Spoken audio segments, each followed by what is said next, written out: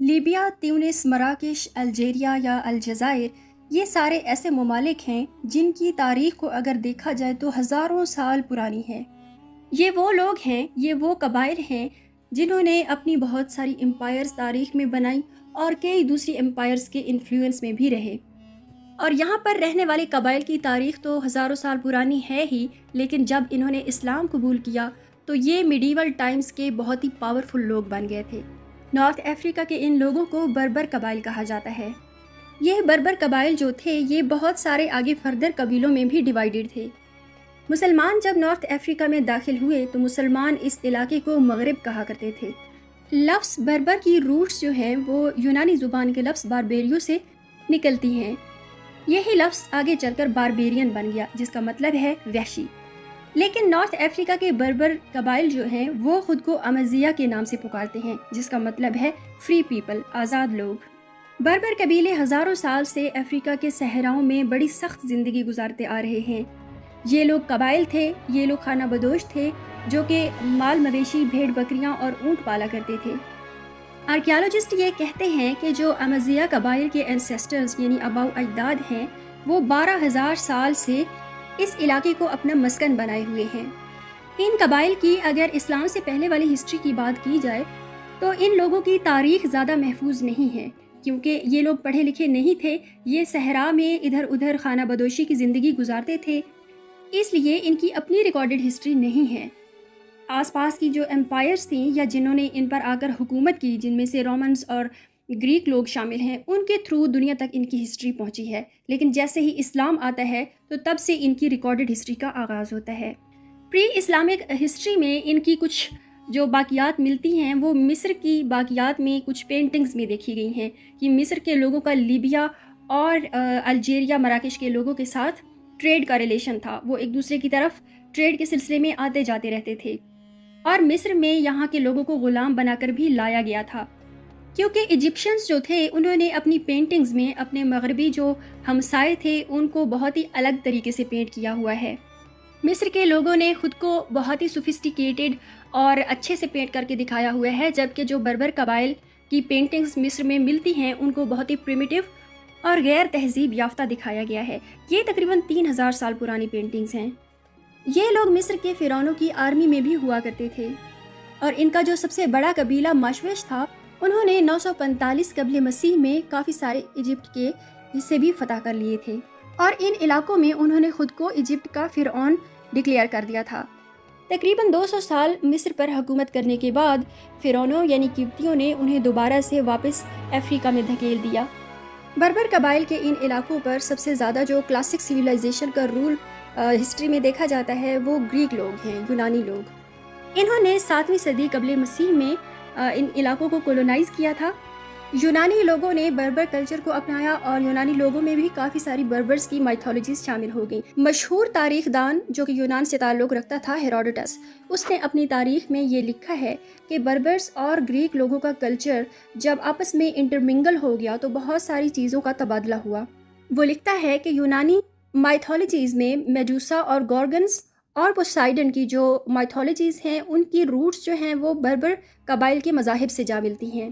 اسی طرح آرکیالوجسٹ یہ کہتے ہیں کہ جو ایجپشنز کا گاڈ تھا اوسائرس، اس کی بھی روٹس ہیں جو وہ نیٹو لیبیا کی مائتھولوجیز سے جا ملتی ہیں۔ اس کے ساتھ ساتھ بربر لوگوں کے مذہب میں یہ بھی شامل تھا کہ وہ مرنے والے اپنے آباء و اجداد کی پوجا کیا کرتے تھے۔ ان کا یہ یقین تھا کہ یہ لوگ جو مر جاتے ہیں ان کے پاس بہت ہی سپر نیچرل پاور آ جاتی ہے، اور ان کا ہمیشہ پیچھے رہنے والے دنیا کے لوگوں کی روحوں کے ساتھ رابطہ رہتا ہے۔ امازیہ کے لوگوں کی ابھی بھی وہ عبادت گاہیں موجود ہیں صحرا میں، جہاں پر وہ اکٹھے ہو کر اپنے آباء و اجداد کی روحوں کی پوجا کیا کرتے تھے اور ان سے مدد مانگا کرتے تھے۔ ٹائم آتا ہے 3rd سینچری BCE یعنی 3ری صدی قبل مسیح، جب رومن امپائر کی کارتھیج کی امپائر کے ساتھ وارز ہوتی ہیں۔ ان وارز کو ہسٹری میں پیونک وارز کے نام سے جانا جاتا ہے۔ پیونک وارز میں بربر قبائلز نے دونوں طرف سے الائنس کر رکھے تھے، کچھ لوگ رومنز کے ساتھ مل کر لڑ رہے تھے، جبکہ کچھ قبائل کارتھیجین امپائر کے ساتھ مل کر لڑ رہے تھے۔ لیکن ایٹ دی اینڈ کارتھیجینز کو شکست ہو جاتی ہے سیکنڈ پیونک وار میں، اور رومن امپائر کا نارتھ افریقہ کے بڑے حصے پر کنٹرول ہو جاتا ہے۔ رومن امپائر نے نارتھ افریقہ میں بربر قبائل جو کہ ان کے الائز تھے انہی کو اپنا گورنر بنا کر اپوائنٹ کر دیا۔ ان ٹرائبس نے مل کر اپنی ایک کنگڈم بنا لی جسے یونائٹڈ کنگڈم آف نیومیڈیا کہا جاتا ہے۔ کنگڈم آف نیومیڈیا کے ساتھ ساتھ کنگڈم آف موریتانیہ بھی بن جاتی ہے۔ یہ دونوں سلطنتیں وہ پہلی سٹیٹس تھیں بربر قبائلز کی جن کو بربرز خود رول کر رہے تھے۔ امازیہ ٹرائبس جو تھے وہ پہلی بار ہسٹری میں متحد ہوئے تھے اور ایک اپنی پولیٹیکل اینٹی بنا لی تھی انہوں نے، لیکن رومن امپائر اور صحرا کے ان لوگوں کی زیادہ دیر بن نہ پائی۔ امازیہ اور کنگڈم آف نیومیڈیا کے جو لوگ تھے انہوں نے رومن امپائر کے ساتھ اعلان جنگ کر دیا۔